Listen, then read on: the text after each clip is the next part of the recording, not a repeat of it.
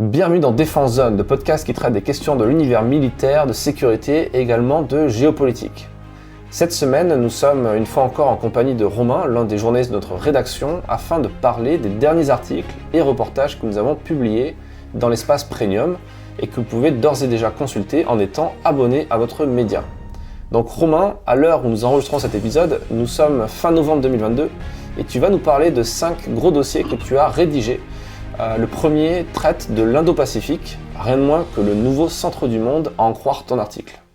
Oui Fred, l'Indo-Pacifique peut être considéré à plusieurs égards comme le cœur de la géopolitique mondiale. Quelques chiffres pour bien comprendre la mesure de la situation. Selon Josep Borrell, le vice-président de la Commission européenne, la région génère 60% du PIB mondial et 2/3 de la croissance internationale. 55% des êtres humains vivent dans cette partie du monde qu'il ne faut surtout plus considérer comme l'usine du globe. Elle est aujourd'hui à la pointe de la technologie. 65% des brevets déposés proviennent d'Asie. Ce contexte économique florissant s'accompagne d'une montée des tensions sans précédent, induite par une rivalité sino-américaine exacerbée.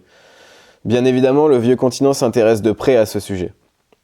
La France tout particulièrement. Comme le rappelait Emmanuel Macron lors d'un discours à Bangkok il y a quelques jours, la France n'est pas qu'un pays européen, c'est aussi une nation indo-pacifique grâce à ses territoires ultramarins et sa zone maritime, la deuxième au monde avec 11 millions de kilomètres carrés. Pour relever le défi, le pays mise sur de solides alliances avec des pays qui, comme nous, refusent le choix binaire entre Chine et États-Unis. Tu soulèves l'importance des alliances et c'est justement le thème de ton second dossier de novembre, il me semble. Tout à fait, oui.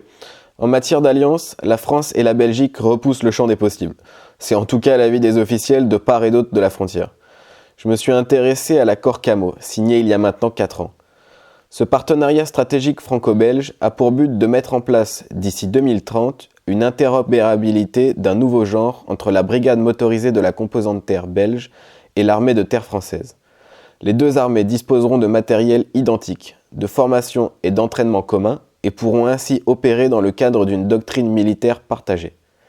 Une alliance dont les bénéfices attendus sont donc extrêmement importants, et qui comporte en contrepartie de nombreux risques. Le sens commun semble oublier qu'un échec fait bel et bien partie du champ des possibles. Le cas échéant, cela aurait des conséquences désastreuses pour nous et pour nos voisins belges. Alors un autre sujet plus terre à terre mais tout aussi important, à savoir le HK416 de l'armée française, le remplaçant du mythique clairon français par un fusil de marque allemande a fait couler beaucoup d'encre, n'est-ce pas ? Ah oui, c'est peu dire. Et pour cause, c'est la première fois dans l'histoire de l'armée française que ces soldats sont équipés de fusils étrangers. Outre la fourniture des fusils, les autorités françaises ont confié 30 années de maintien en conditions opérationnelles à Heckler & Koch, une firme originaire d'une petite ville allemande à 1h40 de route de Strasbourg. Même si de nombreux élus et commentateurs ont invoqué la sacro-sainte souveraineté, la question n'est en réalité pas là. Pour ce genre de matériel autorisant l'achat sur étagère, c'est la problématique de l'approvisionnement qui importe, je pense. Pourrait-on manquer de fusils d'assaut ou de pièces de rechange ? Même si les relations franco-allemandes en matière de défense ne sont pas à leur plus haut niveau, il y a tout de même peu de chances que cela arrive. Notre FAMAS Made in France comportait en réalité bien plus de risques. Les ateliers stéphanois qui le fabriquaient ont fermé il y a près de 20 ans, tout comme l'usine qui produisait les munitions particulières que ce fusil nécessitait. Depuis, c'est à l'étranger que les armées s'approvisionnaient, auprès de pays bien moins liés à la France que l'est l'Allemagne. Une chose est sûre, on n'a pas fini d'entendre parler de souveraineté, et à l'heure où la France souhaite se préparer à un éventuel engagement de haute intensité, celle-ci a fait son grand retour sur le devant de la scène. Dans ce domaine, il est clair que la question des munitions revêt une importance majeure. Ça ne fait aucun doute, c'est sûr. Pendant de longues années, celles-ci ont servi de variable d'ajustement au sein d'un budget des armées lui-même pressurisé. Le dépérissement des stocks est tel que cela ampute les capacités opérationnelles de la France. Plus grave encore, selon une mission d'information parlementaire sur la préparation à la haute intensité, le manque de munitions se trouve être la cause principale du déficit d'entraînement des militaires français. Bien que très important, les stocks ne font pas tout. Au cas où un conflit surviendrait, il convient de s'assurer que les chaînes d'approvisionnement sont bien huilées. Le pays dispose de sérieux atouts en la matière. En témoigne la filiale munitionnaire de Nexter, Arotech, qui excelle dans la fabrication de munitions de moyen et gros calibre, ou encore Naval Group, qui produit les torpilles de ses sous-marins. À mon avis, là où le bât blesse, c'est du côté du petit calibre.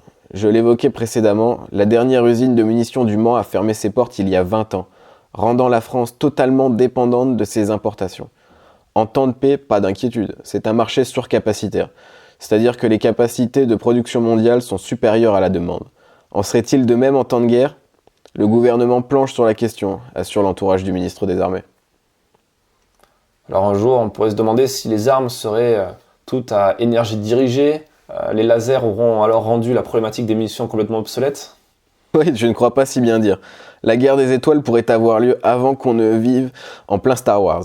Il y a à peine plus d'1 an, le 15 novembre 2021, la Russie faisait feu sur un vieux satellite de l'Union soviétique.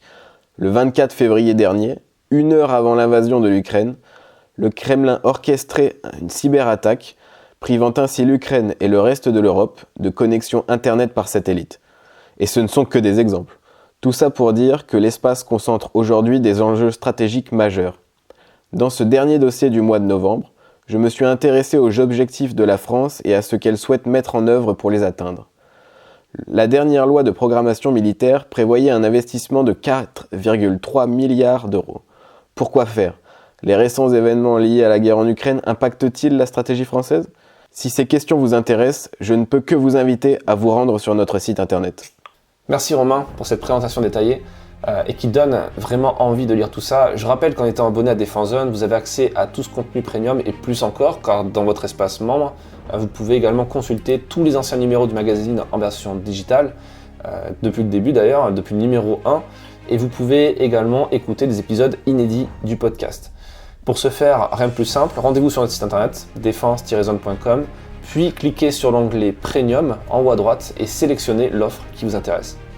Si vous êtes plus papier que numérique, vous avez également la possibilité de recevoir notre magazine trimestriel directement dans votre boîte aux lettres.